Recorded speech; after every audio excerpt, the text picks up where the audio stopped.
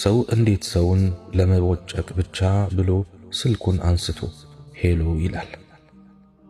በዚህን ጊዜ በትንሹ ሁለት ነገር ታጣለህ።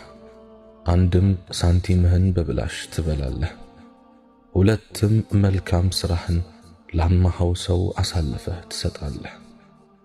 አንዳንድ ሰዎች በሆነ ሰው ከመቅናታቸውና ከመመቅኘታቸው ብዛት ባልጠፋ ቀን እንዴት ጁምዓ ሌሊት ይሞታል ብለው ሲንጨረጨሩ አጋጥሞ አያውቅም ይሆን? ምቀኛ ሰው አይደለም የዱንያን የአኺራን ስኬት አይመኝልህም።